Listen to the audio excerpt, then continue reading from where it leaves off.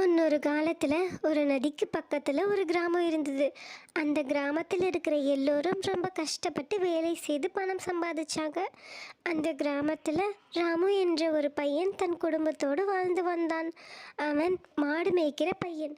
அவன் ரொம்ப நல்லா பாடுவான். தினமும் காலையில் எல்லா மாடுகளையும் மேய்ச்சலுக்கு காட்டுக்கு கூட்டிட்டு போவான். அந்த காட்டில் ஒரு பெரிய ஆலமரம் இருந்தது. மாடுகள் புற்களை மேய்ந்து கொண்டிருக்கும் போது அவன் அந்த மரத்து கீழே உட்கார்ந்து ஓய்வெடுத்து கொண்டிருப்பான். சாயங்காலம் வரைக்கும் மாடுகளை மேய்த்துவிட்டு தன் முதலாளி கிட்ட மாடுகளை கூட்டிட்டு வருவான். அந்த வேலைக்கு தினமும் அவன் முதலாளி ₹1 கொடுத்தார். அந்த காசை எடுத்துக்கிட்டு அவன் வீட்டுக்கு வருவான். அவன் வீட்டில் அம்மாவும் தம்பியும் இருந்தாங்க. அவங்க வீட்டில் சம்பாதிக்கிற ஒரே ஆள் அவன்தான். ராமு மாடுகளை காட்டுக்கு கூட்டிட்டு போனான். அங்கே ஒருத்தன் ஆலமரத்தை வெட்டுவதை ராமு பார்த்தான். அதை பார்த்ததும் ராமுக்கு ரொம்ப கோபம் வந்தது.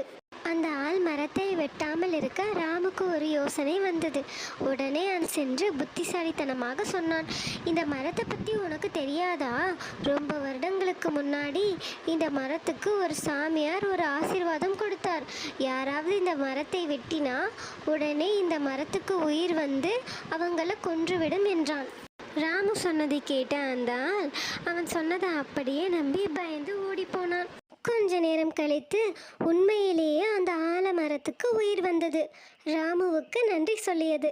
அந்த ஆலமரம் ராமுவுக்கு ஒரு பெல்லை பரிசாக கொடுத்தது. இது ஒரு சாதாரண பெல், இதை வைத்து நான் என்ன செய்வது என்று கேட்டான் ராமு. இது ஒன்றும் சாதாரண பெல் இல்லை ராமு, இது ஒரு மேஜிக் பெல். நீ இதை வச்சு என்ன வேணாலும் சாப்பிடலாம். ஆனால் இதை ஒரு நாளைக்கு ஒரு முறைதான் பயன்படுத்த முடியும் என்று சொன்னது மரம். ராமு ரொம்ப சந்தோஷமாக மாடுகளை முதலாளி கிட்ட கொடுத்துவிட்டு வீட்டுக்கு திரும்பினான். அவனோட அம்மாவும் தம்பியும் ரொம்ப நேரமா சாப்பிடாம பசியோட ராமுக்காக காத்துக்கிட்டு இருந்தாங்க. ராமு வீட்டுக்கு வந்ததும் அவன் அம்மா, மகனே ஏன் இவ்வளவு தாமதமாக வந்தாய், என்ன ஆச்சு என்று கேட்டார்கள். அதற்கு ராமு நடந்தது எல்லாத்தையும் அம்மா கிட்ட சொல்லிட்டு, இனி நாம் சாப்பிட பற்றி கவலைப்படவே வேண்டாம் அம்மா, நமக்கு என்ன வேண்டுமென்றாலும் சாப்பிடலாம். அந்த பெல் ஆட்டிக்கிட்டே சொன்னான். உடனே சுவையான சாப்பாடு அவங்க முன்னாடி வந்தது. அந்த ராத்திரி அவங்க நல்லா சாப்பிட்டு தூங்கினாங்க. அடுத்த நாள் காலையில் ராமு வேலைக்கு கிளம்பி போயிட்டான். ஆனால் அந்த பெல்லை வீட்டிலேயே விட்டுட்டு போயிட்டான். சாயங்காலம் வீட்டுக்கு வரும்போது ராமு ரொம்ப பசியோடு வந்தான். அந்த பெல்லை வைத்து ருசியான சாப்பாடு சாப்பிடலாம் என்று அவன் நினைத்து ஆசையாக வந்தான். ஆனால் அவனுடைய அம்மாவும் தம்பியும் முன்னாடியே அந்த பெல்லை அடித்து சாப்பாடு சாப்பிட்டுட்டு ராமுக்கு ரொம்ப கம்மியாக சாப்பாடு வச்சுருந்தாங்க. பெல்லை ஒரு நாளைக்கு ஒரு முறை தான் உபயோகப்படுத்த முடியும் என்றால ராமுவால் எதுவுமே செய்ய முடியலை. இருக்கிற சாப்பாடை சாப்பிட்டுட்டு ராமு ரொம்ப கோபமாக இருந்தான். இந்த மேஜிக் பெல் என்னுடையது. என் அம்மாவும் தம்பியும் நல்லா சாப்பிட்டுட்டு எனக்கு கொஞ்சம் கூட சாப்பாடு வைக்கலை. அதனால் நான் இனி இந்த பெல்லை என்னோடவே வச்சுக்க போகிறேன் என்று ரொம்ப சுயநலமாக யோசித்தான் ராமு. அவன் அம்மாவும் தம்பியும் பெல்லை வீடு முழுக்க தேடினாங்க. ஆனால் எங்கேயும் கிடைக்கல.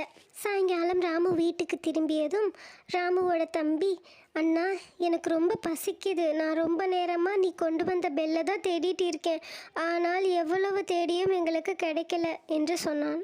உடனே தன்னோட சட்டை பாக்கெட்டிலிருந்து அந்த பெல்லை எடுத்து தம்பிக்கிட்ட காட்டினான். ராமு இதை பார்த்து கொண்டிருந்த ராமுவோட அம்மா அவன்கிட்ட ரொம்ப கோவப்பட்டாங்க.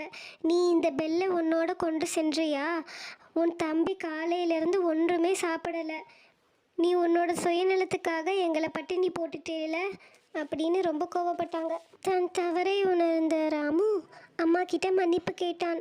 நீங்கள் நேற்று எனக்கு போதுமான அளவு சாப்பாடு வைக்கவில்லை.